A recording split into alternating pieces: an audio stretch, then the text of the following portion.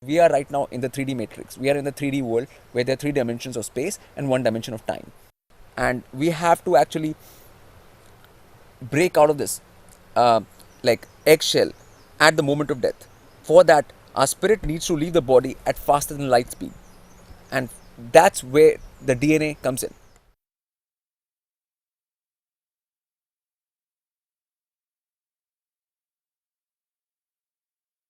The DNA in our body is the tool which we can use to shoot our spirit at faster than light speed. In simple layman terms, body is like a bow and spirit is like the arrow. So you shoot the arrow from the bow, which is the body. So for that, one has to prepare one's body to be able to do that. One has to prepare one's DNA to be able to do that. And that's what Lotus Ocean life is.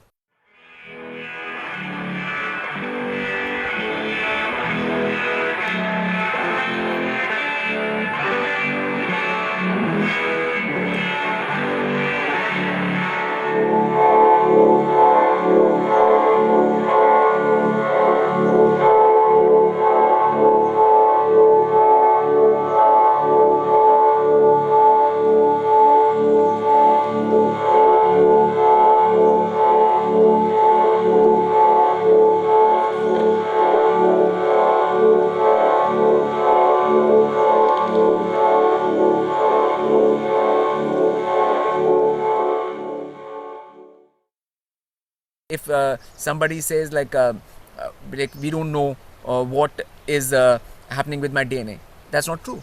Like one can scientifically actually measure what's happening with your DNA. So like DNA is a spiral, like a spiral like this. And if DNA turns into a like if you braid it, you know, like the way you braid braid their hair, you know, like they knot the hair, and the same way the DNA is like a spiral slinky, and if you keep on knotting it, and it actually becomes more and more knotted, and it actually starts turning. Even if you braid the hair too much, it starts turning, and then finally it will become a circle if you keep on knotting it more and more and more, and it will become a ring. So it will become a ring like this. So it will become ring DNA. From helical DNA, it will become ring DNA. And then when these DNA, that things sit on top of each other, rings, then your spirit can actually travel through this wormhole which these rings form to faster than speed of light. And speed of light is the limit of the 3D world. So once you are going faster than speed of light, then you are getting out of the 3D matrix.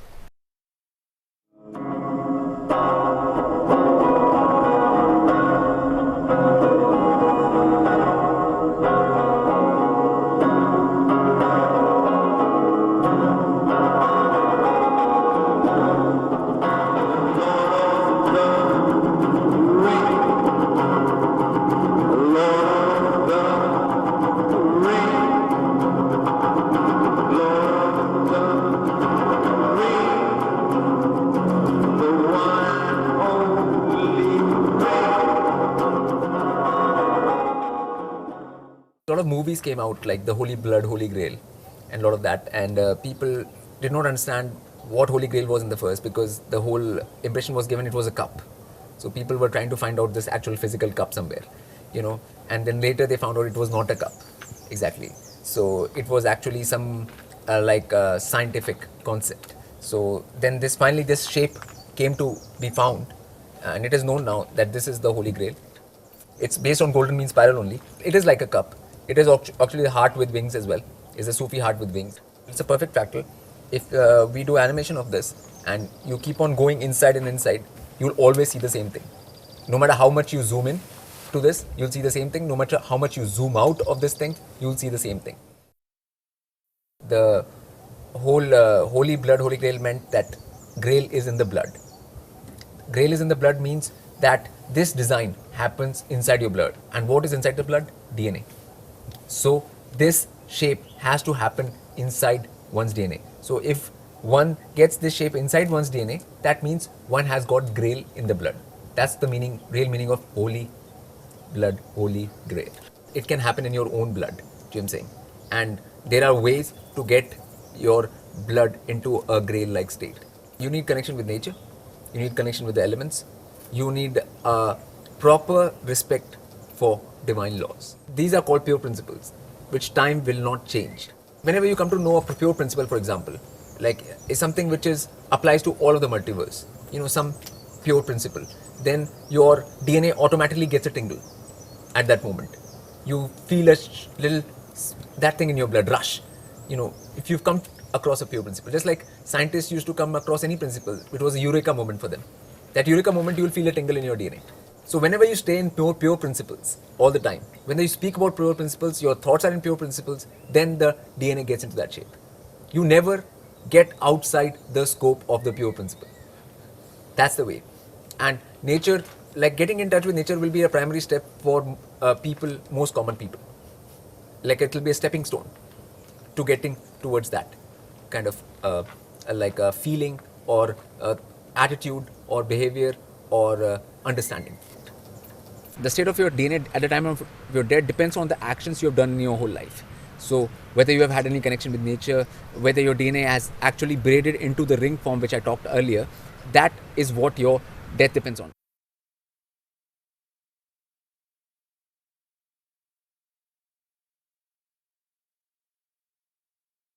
Now what is the word evil?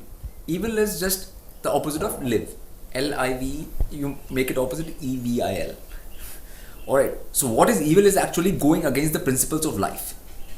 Life has its own principles, and if you go against those principles, then that is called bad or evil. There is no other definition of that word. So if you're going against the pure principles which govern life, then you are being evil. So for example, the pure principle is that if somebody has got more gravity than you, if they have more soul power than you, then if you are not humble to that being, then that will harm you immediately. So that is being evil. Like Daksh was evil because he did not bow to Shiv. Now Shiv had more centering than him, Shiv had more divinity than him and everything, but he did not bow in front of Shiv. So that's where the evil began. The Daksh story in the Vedic Purana, when Daksh did not bow in front of Shiv, that was the root beginning of evil. All evil finally comes out of that, like because people or souls or spirits, they did not respect something which was higher than them. If you don't have that respect, then you cannot evolve. And if you don't evolve, then you will go down to hell. Because you will go down from wherever position you are. So it's like taking a panga with something which is much more than you. And if you take a panga with something more than you, then it's your loss. It's nobody else's loss. You're going to go down, you're going to face the consequences. And that consequence is pain and torture. There's a hellish situation happening all around the world, all over, for all kinds of people. But why is it happening? It is happening as per their choices. You get into a situation depending on what choices you make. And how do you make choices? For that you need education. You need knowledge to make the correct choice. But that's not happening. So like people call like dark evil. There's especially in this country, because this country is about fair and lovely creams and things like that. Dark is evil. Like because the thing is, space is dark, vacuum is dark, and even whatever comes out of space and vacuum only, even black hole is dark. Does not mean it's evil. That means it has power. It has the power to create. Just because something has power doesn't make it evil. It is the actual source of creation. Even light comes out of darkness only. So that doesn't make dark evil. It is actually the source. The source cannot be termed as evil. Matter of frequency, another frequency, lotus ocean frequency, lotus ocean frequency.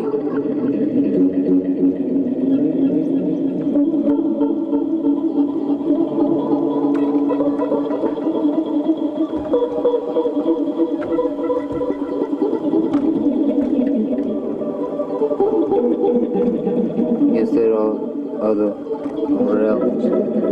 Yes, there are other realms. Yes, there are other realms from another realm.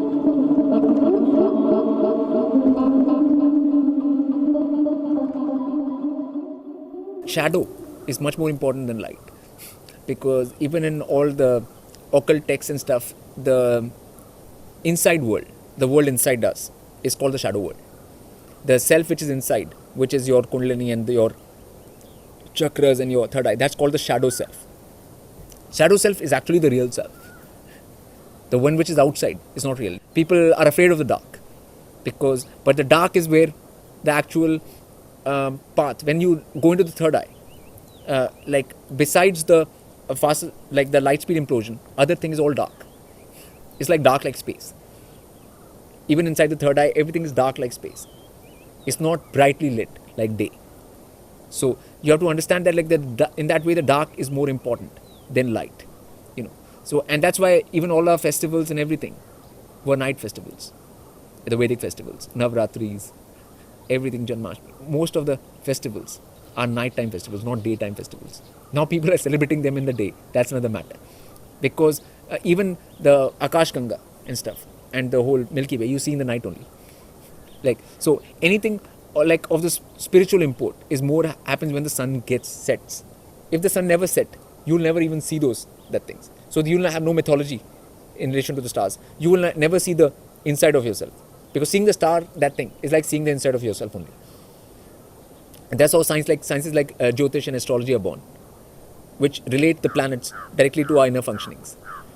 So all of these things are like, you would never see that. So the sun's light is an obstruction in that way.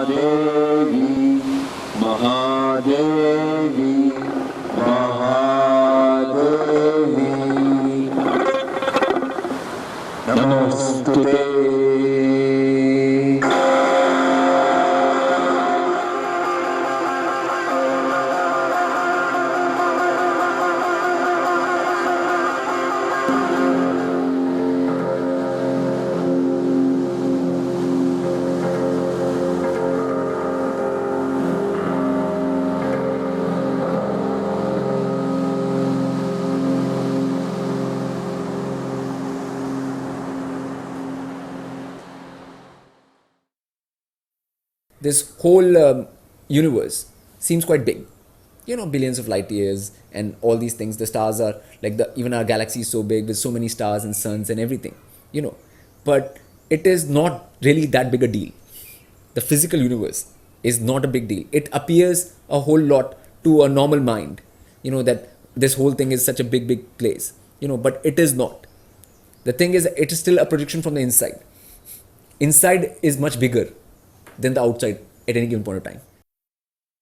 Kundalini has to be seen as a goddess, Devi, just like Earth has to be seen as a goddess, Bhudevi, because Kundalini is your basically passport to this other world I'm talking about. It is the main thing which can take you to this other world. So any kind of spirituality, whatever people call spirituality, has to do with Kundalini only.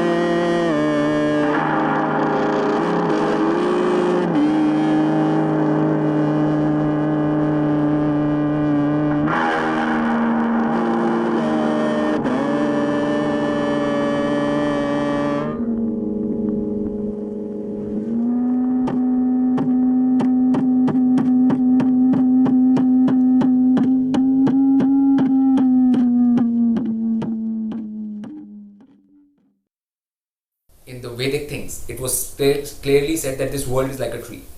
This whole world is a tree. It's based on a tree shape. And we can actually see that tree shape inside our own body.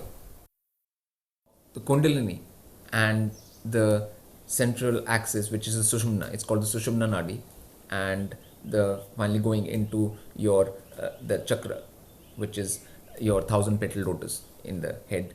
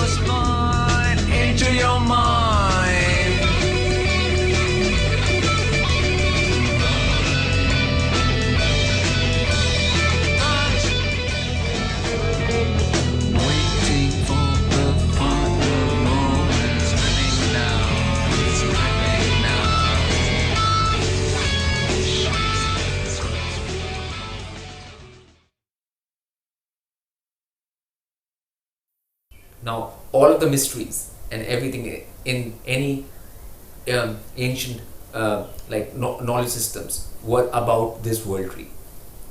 If you look at any knowledge system, it'll always talk, whether Egyptian or anywhere you go, it'll only talk about this world tree. Now, the thing is, this world tree has got to do all with your Kundalini and your rising through the center and like feeding your bird brain and enlivening this tree up. So this tree comes to life. You know that like the tree branching will not come to life unless the Kundalini reaches there. It will not come to life. It's like the power source will be missing. This world tree was given so much importance in all of these old ancient sciences and religions, was because it is the only way out of this existence, the physical existence and the existence in the astral planes. It can connect you to that pure, immortal world. When it arises and stuff inside the body, it's a very physical sensation. You will come to know when it's rising. It's not nothing which is intangible. It is like very much like I'm sitting right now, or you can feel something, or when you eat some like food or something, you taste it in the mouth. It's a taste, it's a proper sensation. It's a tangible thing, taste. When you put something in your mouth, what the taste is a tangible thing. Same way, Kundalini is a tangible sensation in the physical body. You can feel it rising very easily, and when it goes to the chakras, you can tell where it is in the back of your spine. You can tell where the Kundalini is at any given point of time. You can tell which chakra it has reached. You can even feel whether that chakra is getting activated, because chakras are like basically rotations. So they are basically rotations. So when there's something starts rotating, you will come to know if something has started rotating within you, like at those particular points. So, and when it reaches the third eye, then from that point it is actual visual thing. It's like a visual thing, like what we will call an animation, but it is with the eyes closed. You see that animation with the eyes closed in the center of your eye, and it's again a very physical sensation.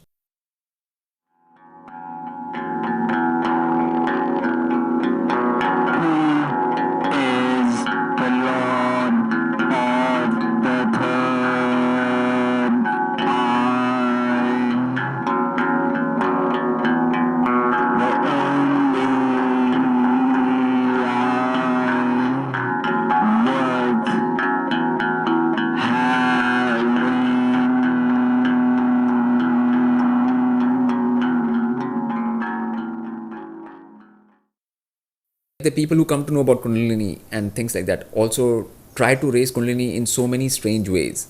People are doing different kind of yogas, which are they call yogas, which is yoga, and they're trying to do all these Hatha yoga and this and that, like to forcibly raise the Kundalini. Some people are like hanging themselves upside down, in order to that thing. They think through doing Shirsasana, the Kundalini will just like physically drop to their head, but it doesn't happen like that. For raising Kundalini, it's actually much more about psychology, much more.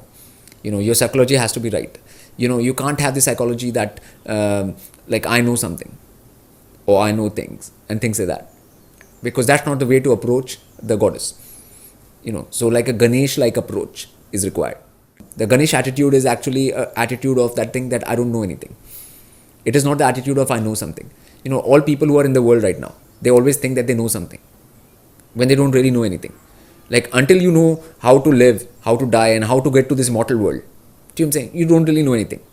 Unless you know these things, how come you know anything? Just not knowing some things like enough to make a living out here, that's not knowing anything.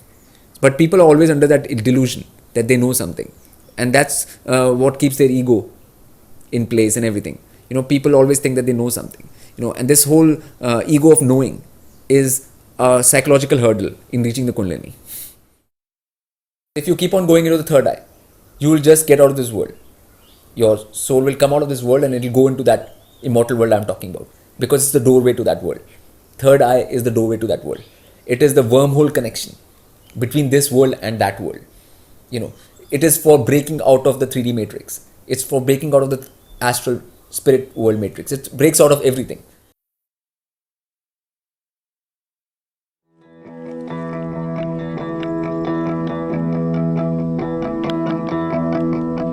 Many don't know they are in hell, and many they just don't care. If you want to find the exit door, if you want to find the exit door, exit door.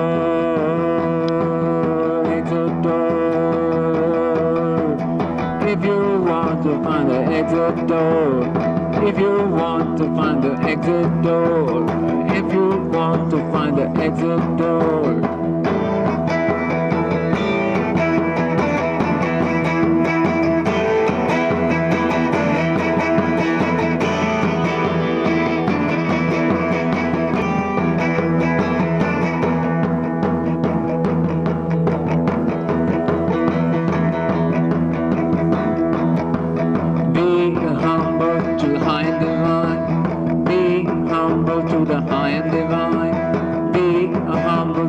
high and divine. Be humble to the high and divine. Be humble to the high and divine.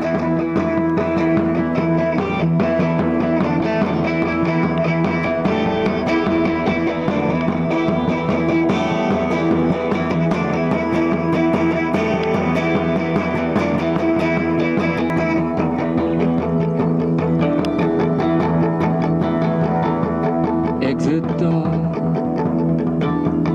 exit door.